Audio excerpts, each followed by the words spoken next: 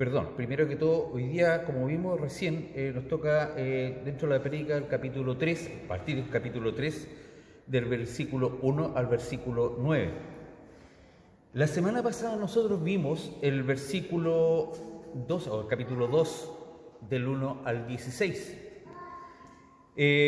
Vimos donde, en ese capítulo que era la verdadera sabiduría del Señor, y que para poder llegar a esa sabiduría era necesario, primeramente, saber de Dios quién es, qué es lo que hace, cómo piensa, y posteriormente caminar en los caminos del Señor, ¿ya? Eso nos lleva a una verdadera o una sana sabiduría, o la sabiduría verdadera. También vimos, dentro del capítulo pasado, la comparación que Pablo hizo sobre los cristianos y los no cristianos, llamando así a los cristianos como maduros y creyentes espirituales. Este capítulo, nosotros, ahora el capítulo 3, nosotros vamos a ver a los que son los cristianos inmaduros, ¿ya? O creyentes carnales, y que son todos aquellos que recibieron el mensaje, fueron convertidos a Cristo. Sin embargo, siguen en la retórica del mundo. No tienen ese cambio y su crecimiento se ve truncado por su misma forma de no querer aceptar o no querer dejar lo que es el mundo. En este caso, me voy a tomar un pequeño minuto para poder hacer una recopilación de lo que vimos en el capítulo 1, capítulo 2 y entrando ahora al capítulo 3. ¿Se acuerdan del capítulo 1? Al principio vemos que Pablo le envía una carta y le dice: ustedes son gente especial, hermanos especiales, creyentes. Les da a o le eleva la autoestima, llamémoslo así. Después empieza a explicar el problema que existe, para posteriormente en el capítulo 2 habla acerca de las diferencias entre un cristiano y un no cristiano, y cómo se consigue la verdadera sabiduría en el Señor. Pues bien, ahora viene el capítulo 3, donde se viene a venir, como diríamos en el colegio, no sé, se viene a venir el cachullazo. Aquí viene el coscorrón. Bueno, aquí vamos a ver que Pablo ya se refiere a los hermanos y a los hermanos en Cristo como inmaduros. No sé si ustedes se acuerdan del famoso puente Caucao en el río de Valdivia, en Valdivia. Tal cual, ¿no es cierto? El puente de Caucao. Ese puente estaba diseñado con el propósito de hacer una conectividad mejor, ¿no es cierto?, dentro de lo que es Valdivia. Estaba hecho y pensado para hacer eso. ¿Y qué resultó? Siendo el principal aporte turístico para los chilenos y siendo una noticia mundial de lo que es la ingeniería en Chile.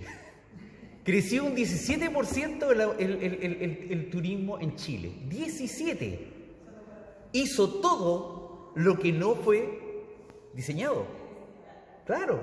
Entonces, vemos bien que realmente algunas veces hacemos algo, nos dirigimos para allá y nuestros mismos problemas internos, vamos a ver qué es lo que hay ahí. Hubo un problema que salió por la ley, ya estipuló quién era el culpable legal, pero podemos ver una diferencia, que sí hubo diferencias entre un bando y otro bando. Algo pasó, el cálculo, algo pasó en la ejecución. Entonces vemos todo esto, que si nosotros también lo vemos en nuestra fe, en nuestra iglesia, también podemos tal vez encontrar problemas similares.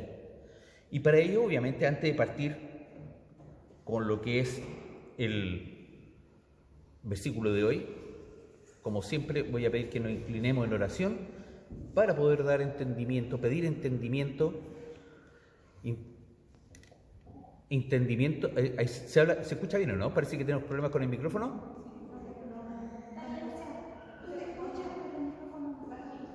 Ya, entonces, vamos a hacer lo siguiente. ¿Aló? ¿Aló? Parece que salió la batería. Ya, voy a hablar a pulmón. A pulmón entonces. Dejemos todo de lado. Entonces, vamos a orar primeramente para el entendimiento de la palabra. Oremos.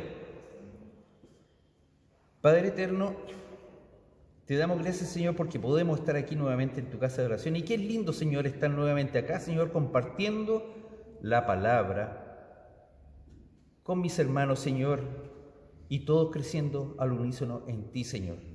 Te damos gracias, Señor, porque tú nos das la voz, Señor. A pesar de que los micrófonos puedan fallar, Señor, nos das todo, la energía, Señor, para poder escuchar tu palabra. Te pido en este momento que te quedes con nosotros, Señor. Abra los corazones nuestros, Señor, para atesorar la palabra que se va a decir hoy día y sea real alimento a nuestro espíritu. Por Cristo Jesús. Amén. Bueno, el versículo de hoy día, como le decía anteriormente, estaba en el versículo del 1 al 9, y vamos a ver que los primeros 4 versículos, específicamente los primeros versículos, el 1 y el 2, vamos a ver que Pablo reprende a los hermanos de Corintios por su debilidad espiritual, al punto de tratarlos como niños que alimentan con leche. No pueden comer un alimento más duro. Y de hecho, nosotros cuando nos convertimos, cuando dijimos y aceptamos en nuestro corazón al Señor, a Cristo como nuestro Salvador, nosotros también partimos con ese crecimiento, primero con pequeñas cosas, con muchas interrogantes, demasiadas interrogantes, que nos pueden explicar, pero es el Espíritu Santo el que nos hace entender la palabra. Entonces, el ejemplo que da Pablo es un ejemplo claro y que en la realidad es así. Nosotros sabemos que los niños no pueden comer alimentos más sólidos porque su organismo no está preparado para ello. Bueno, Pablo hace el mismo ejemplo con los hermanos que están en Corinto. Quiero aprovechar de leer un pasaje que se encuentra en Hebreos 5, del 11 al 14. Dice Hebreos 5 del 11 al 14. Sobre este tema tenemos mucho que decir, aunque es difícil explicarlo, porque a ustedes lo que les entra por un oído les sale por el otro. En realidad, a estas alturas ya deberían ser maestros y sin embargo necesitas que alguien vuelva a enseñarles las verdades más elementales de la palabra de Dios. Dicho de otro modo, necesitan leche en vez de alimento sólido. El que solo se alimenta de leche es inexperto en el mensaje de justicia. Es como un niño de pecho. En cambio, el alimento sólido es para los adultos, para los que tienen la capacidad de distinguir entre lo bueno y lo malo, pues han ejercitado su facultad de percepción espiritual. Pablo ya le había dicho o le envió este mismo mensaje a los judíos cristianos en aquella época, porque también tenían el hecho que le entraba el mensaje por un oído y le salía por el otro. Posteriormente, en la parte del versículo 3 y 4, Pablo evalúa su carnalidad. ¿Qué quiere decir? Que ellos están comportándose a pesar de haber recibido la palabra, como decía anteriormente, recibieron la palabra, pero se estaban comportando como un cristiano, como un no cristiano. ¿Ya? Y eso realmente nosotros lo vemos en el versículo 3, que complementa con la parte, con el versículo 4, el versículo 3b, llamémoslo así, y la parte 4, con respecto a las preguntas que hacen, porque se están comportando como no cristianos. Quiere decir que se están comportando como humanos y con criterios humanos, ¿ya? También en el versículo 4, Pablo está explicando lo que nosotros vimos hace algún tiempo atrás, hace 2 semanas atrás aproximadamente, o 3 semanas atrás, en Corintios 1, del 11 al 13. Le hace recordar, ¿ya? Y le está diciendo que ustedes están siguiendo a ciertos líderes, como si fueran líderes políticos, que es totalmente distinto a cómo deberían un cristiano seguir a un líder, que el único líder que nosotros tenemos es Cristo.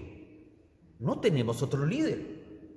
Y debemos crecer en el espíritu para seguir a ese líder. Nosotros en la actualidad, y si hacemos una visión introspectiva nuestra como iglesia, no estoy hablando de esta, sino que en forma general de iglesias, ¿ya? Como cristianos, nosotros vemos que algunas veces decimos, porque no está nuestro pastor, no venimos, aprovecho de tener un descanso. O simplemente podemos tener la siguiente: no me gusta cómo lleva el grupo tal hermano, y empiezo a generar otro grupo. También podemos ver en los típicos, que es disputa interna, para que vean cómo trabajamos nuestra mente y cómo trabajamos nosotros. Algunas veces decimos, yo estoy de vacaciones. Pero no estoy de vacaciones, pero donde voy no está la iglesia anglicana, y como yo soy anglicano, no voy a ninguna iglesia. Habiendo tantas iglesias cristianas donde yo me pueda congregar. También pensamos, yo voy a la iglesia, pero inclusive cuando me voy a mi trabajo, el que manda en el trabajo soy yo, así que ahí mando yo. Dios manda en todos lados, pero no menos en mi trabajo. Entonces nos limitamos y nos coartamos el crecimiento espiritual. Ahora, no nos vamos a ver, como se dice el dicho, la suerte entre gitanos, y por otro lado, sabemos que todos tenemos tejado de vidrio. El jueves pasado, donde estudiamos este pasaje y lo analizamos, nosotros vimos un ejemplo muy divertido, donde vimos el crecimiento del árbol. Si nosotros fuéramos un árbol, ¿qué haríamos nosotros? ¿Cómo crecerían nuestras ramas? ¿Crecerían derechas? Algunas para el lado, otras medias raras, quizás algunas para abajo. No lo sabemos. Pero lo bueno de todo esto es que cada uno, ¿ya?, debe en su interior, como ejercicio, pensar cómo ha sido el crecimiento de mi árbol en la fe. Lo que estoy diciendo era lo que vimos la semana pasada en Corintios capítulo 2, versículo 11. El espíritu de cada uno sabe perfectamente cómo es él y nada más que él. Bueno, aparte que Dios sabe perfectamente. Antes de que nosotros hagamos, Él ya sabe perfectamente qué es lo que estamos pensando. Pero es el espíritu nuestro, es el que sabe cómo realmente somos. El ejercicio está, como para, si ustedes quieren meditar, en pensar en este árbol que uno puede ser. Bueno, ahora pensando y pasando para adelante hacia el versículo del 5 al 9, vemos primeramente que el versículo 5 parte con dos preguntas. Dice, después de todo, ¿qué es Apolo? ¿Y qué es Pablo. Si se fijan, aquí hay una sutileza en el lenguaje, cómo se escribe. No está diciendo Pablo quién es Apolos y quién es Pablo. Dice qué. Cuando decimos quién, estamos refiriéndonos a una persona. ¿Quién es este? ¿Quién es este otro? Pero cuando decimos qué, estamos diciendo qué es lo que hace. Es una función, es una acción que está haciendo. Y eso nos deja inmediatamente claro que Pablo se está refiriendo y está diciendo con esas dos preguntas a que ellos son instrumentos de Dios. La gramática es muy sutil, pero muy clara en este sentido. Quiero leerles un pasaje en Romanos 12, del 3 al 6. Romanos 12, del 3 al 6, para el que lo quiere anotar. Dice: por la gracia que se me ha dado, les digo a todos ustedes, nadie tenga un concepto de sí más alto que el que debe tener, sino más bien piense de sí mismo con moderación, según la medida de la fe que Dios le haya dado. Pues así, cada uno de nosotros tiene un solo cuerpo con muchos miembros, y no todos estos miembros desempeñan la misma función. También nosotros, siendo muchos, formamos un solo cuerpo en Cristo, y cada miembro está unido a todos los demás. Tenemos dones diferentes, según la gracia que se nos ha dado. Si el don de alguien es de la profecía, que la use en proporción con su fe. Este pasaje que leí hasta el número 6, pero el número 7 y el 8 también especifica distintas funciones que uno puede tener, ¿no es cierto? Pues bien, el ejemplo que cita Pablo, donde dice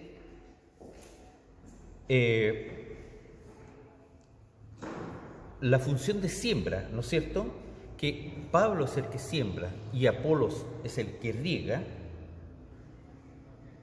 Recordemos que es Dios el que hace germinar la semilla, así como nosotros cuando estamos en la casa y hacemos una plantita, yo la puedo regar, colocar al lado del sol, preocuparme de ella, pero no es función mía, ¿ya? No es cosa mía que esta planta germine, ¿ya?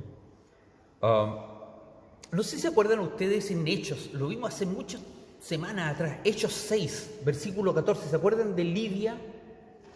Lidia estaba sentada junto con otras mujeres y Pablo llegó ahí, y el versículo 11 habla que Lidia se acercó a escuchar, y fue el Señor quien le abrió el corazón a Lidia para que recibiera el mensaje. Entonces este versículo, que lo vimos hace mucho tiempo atrás, inmediatamente nos da la claridad y nos corrobora lo que Pablo está diciendo con respecto a que él siembra, Apolos riega, y es Dios el que hace germinar la semilla. Entonces, si nosotros lo vemos en nuestra iglesia, tenemos hermanos que predican, hermanos que tocan la música, tenemos hermanos que dirigen, tenemos hermanos en el ministerio de misericordia, tenemos en oración, tenemos en tantas cosas, las escuelas de niños. Cada uno desarrolla una función determinada y no por ello más importante que la otra, porque todas van en dirección a Dios, todas van en dirección a la entrega del Evangelio y de la sana doctrina. Bueno, Esto justifica lo que estábamos viendo el pasaje del versículo número 7. Ahora el versículo número 8, y en este caso el versículo número 8b, dice: aunque cada uno será recompensado según su propio trabajo, debemos tomarlo con cuidado esto. ¿Ya? Puede generar alta expectativa o pésimas expectativas. Y digo pésimas porque si tomamos eso que dice que cada uno va a ser recompensado por su trabajo, si nosotros nos comparamos con los grandes profetas, misioneros, y hermanos que han trabajado y que han sufrido y han padecido por Cristo con su vida, no podemos comparar ello con respecto al que está a punto de morir, al criminal que está a punto de ser sentenciado a muerte, o nosotros mismos. Lo miramos de esa forma, estamos totalmente mirando en forma pesimista esa comparación. No obstante, si nosotros lo miramos con la visión de Dios, tanto el primer caso como el último caso, ambos no merecen estar al lado del Señor por su condición de pecador. Sin embargo, ahí es donde entra Cristo en nuestro esquema. Y es Cristo el que nos limpia, y es Cristo el que nos libera y nos redimide para estar y gozar en la presencia del Señor. El versículo 9 nos dice que todos somos colaboradores del servicio de Dios. Todos nosotros somos el campo de cultivo de Dios y somos el edificio de Dios.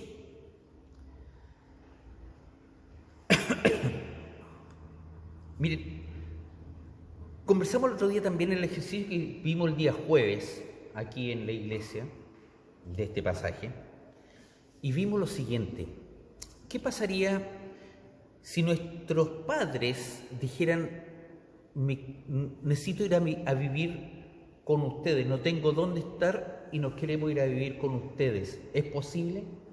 ¿Qué es lo que haríamos nosotros? Haríamos probablemente la mejor de las habitaciones, la mejor de las casas. Nos preocuparíamos con lujo de detalle hasta de la pintura, las cortinas, todo. Haríamos todo por nuestros padres. En realidad, y si nosotros los vemos tal cual como lo vimos el día jueves,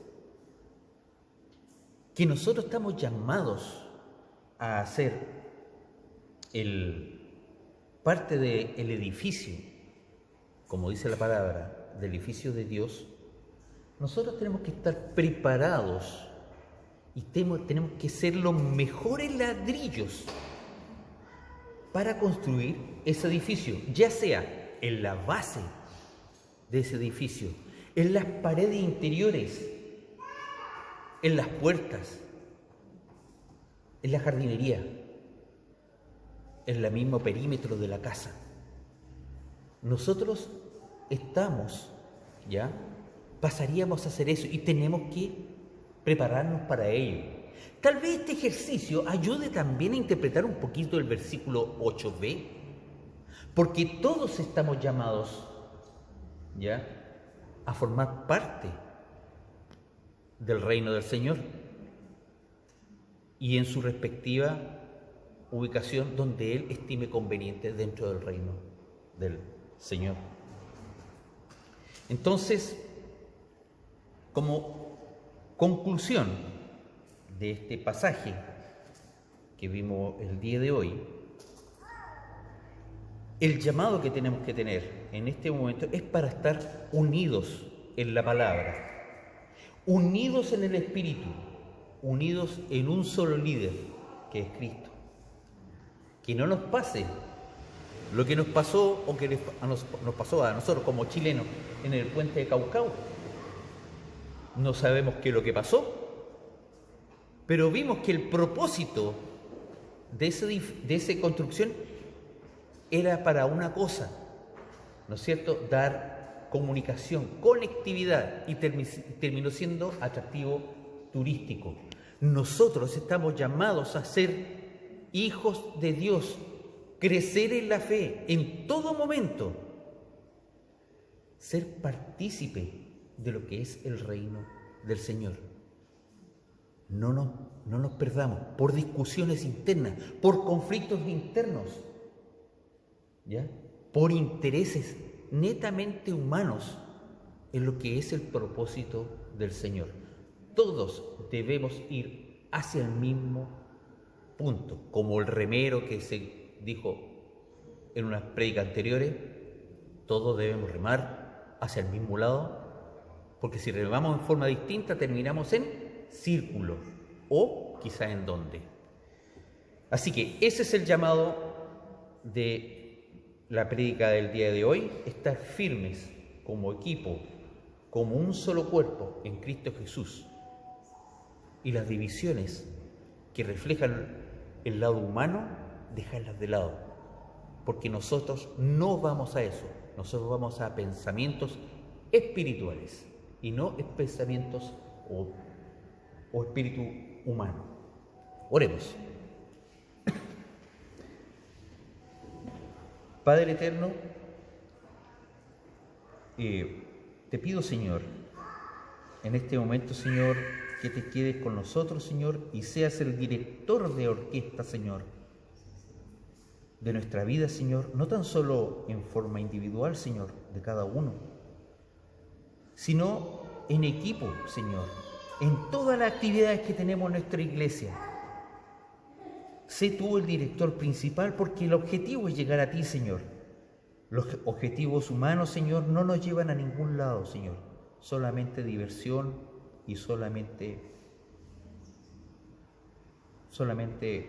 cualquier cosa, Señor, pero menos llegar a ti, Señor. Te pido, Señor, que te quedes con nosotros, nos dé fortaleza, pensamiento, sabiduría, sobre todo, Señor, para pasar de un pensamiento humano a un pensamiento espiritual, Señor, en ti. Alumbra nuestro camino, Señor, y que este camino sea siempre tu camino, Señor. Por Cristo Jesús. Amén.